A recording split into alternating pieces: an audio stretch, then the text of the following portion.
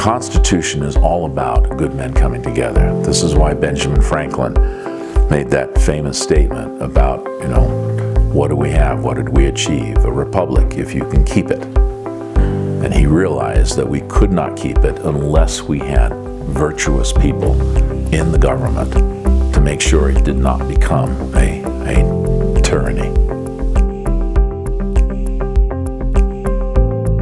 Now, the thing that's interesting about the origins of the Constitution is, and kind of what we covered a little bit before, is that there was this time period of how things came together. Nothing happens instantaneously, and it does. Nothing happens without some reason and some logical progression. So, in the origins, the Constitution is very straightforward. There are 7 articles. You can practically memorize these in viewing them for just a few minutes.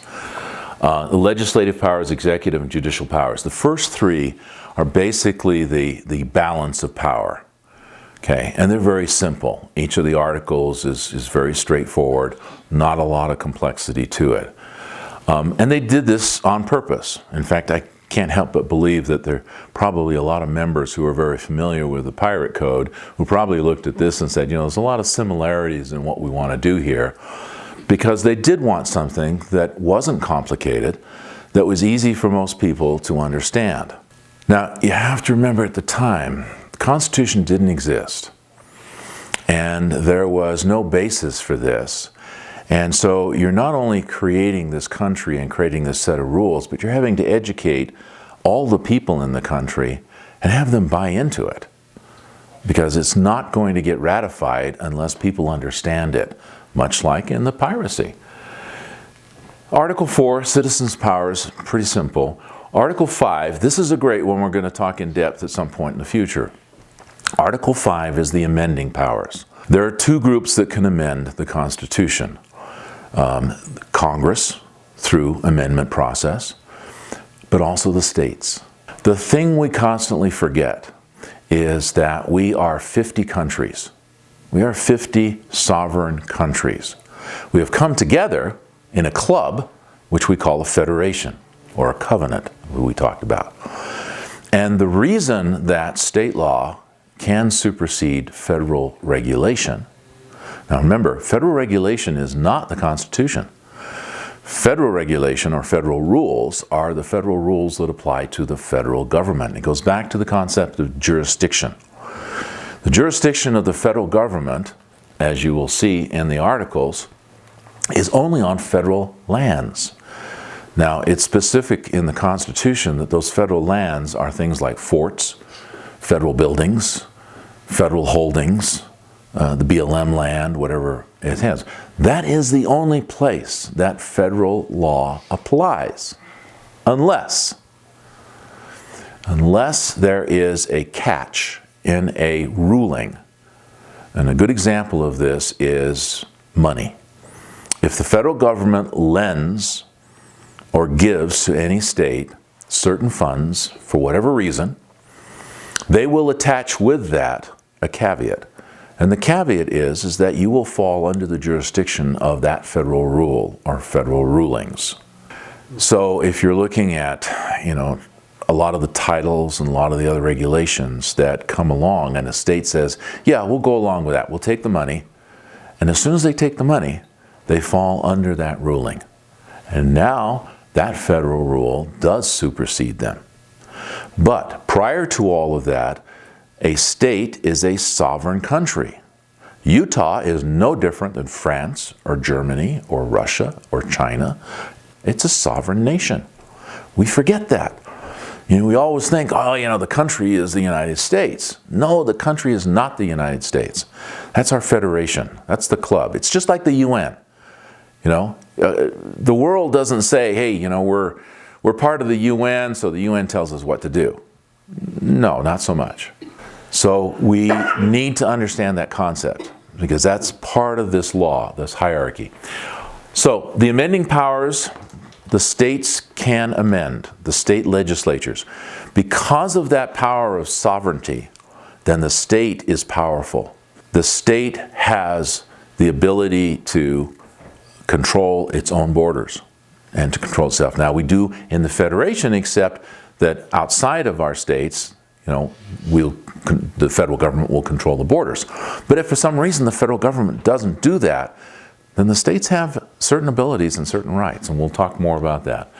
Article 6, the law and oath, we'll get into that. That's fairly straightforward. And the last article is ratification. And that was just really simple as how we're going to pass this. The meat and potatoes are in the first 4 articles. The rest of it is kind of procedural. Constitution is very simple. You can read it in 15 minutes. You can memorize it probably in an hour. We've talked about George Washington a lot recently. And people do not understand how important this man was.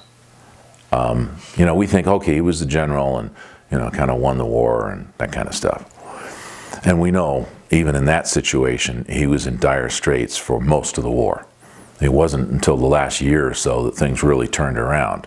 It was chaos. I mean, the first few years of the war were just chaotic. And this man, by sheer will and strength of character, kept it together.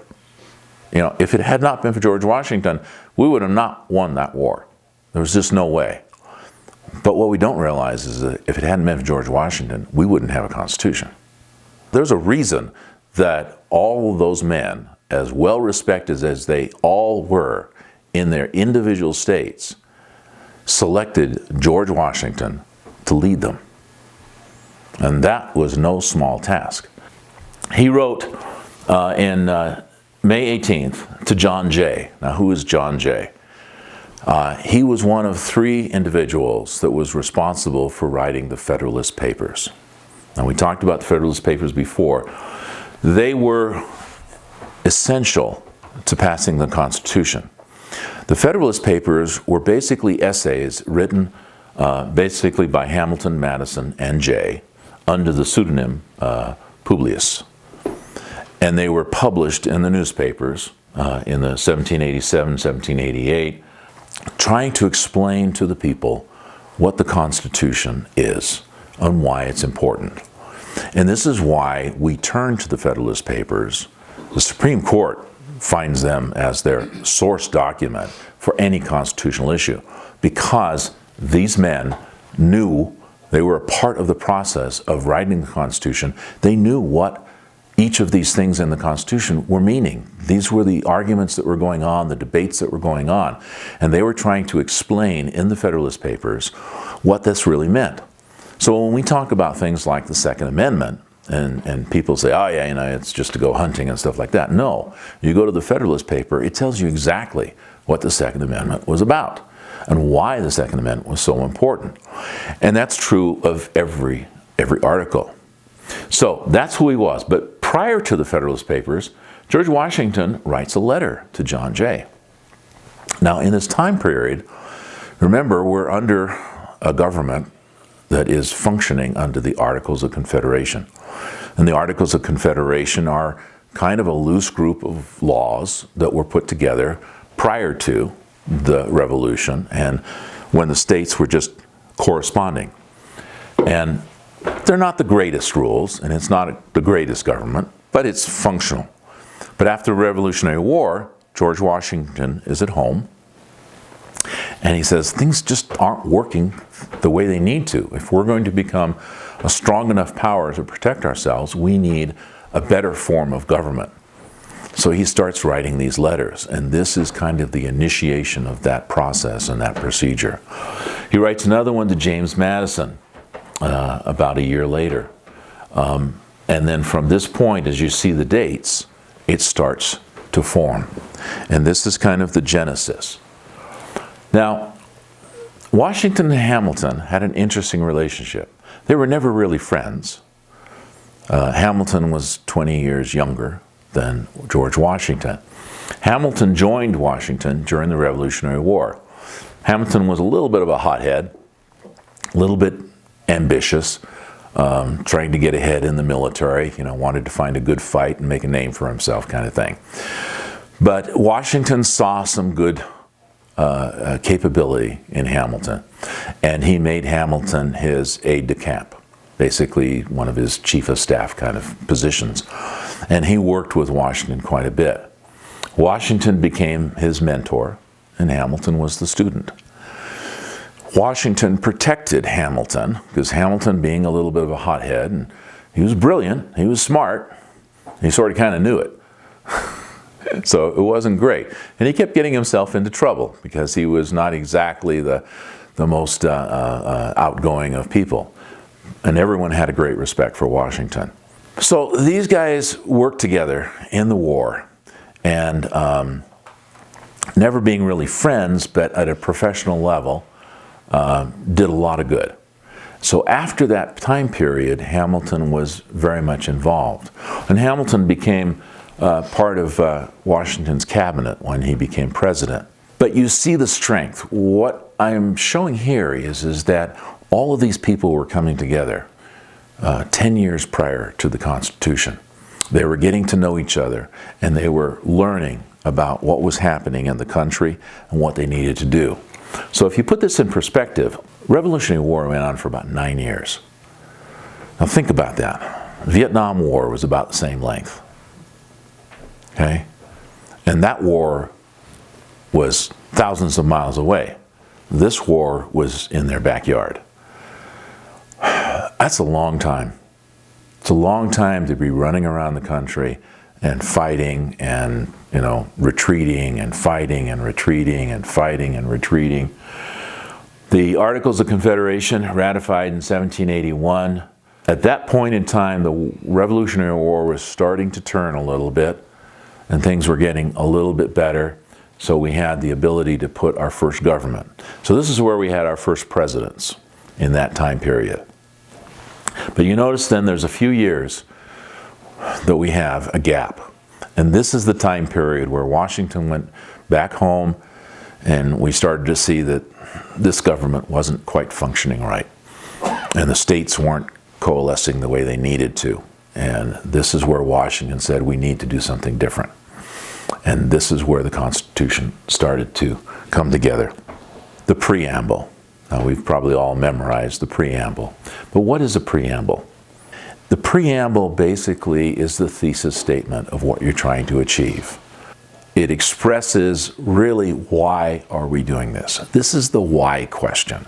In all legal documents, you have a preamble. You have to have a preamble, because it's like, why are you doing all of this? What is the purpose for what we're doing? So let's take a look at the constitutional preamble. We, the people of the United States, in order to form a more perfect union. What did Washington see at the time? A much less than perfect union.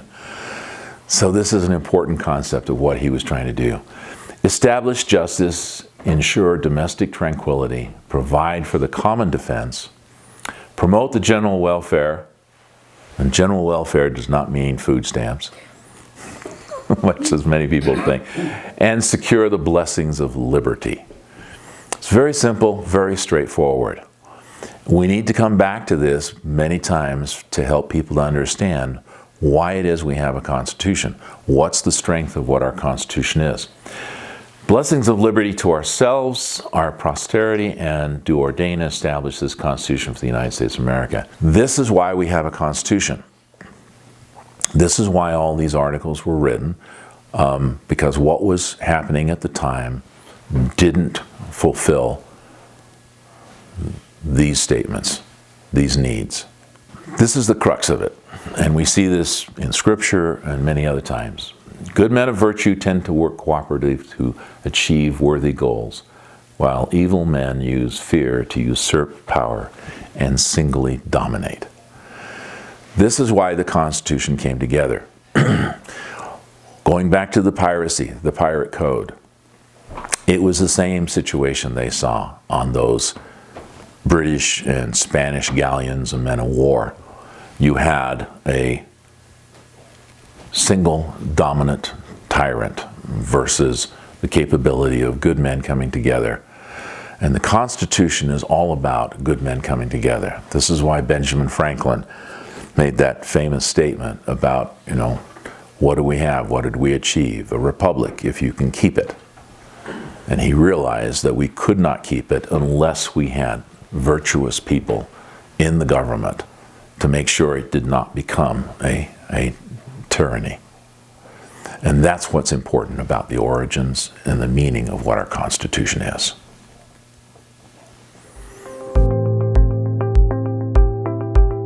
And that's why history matters.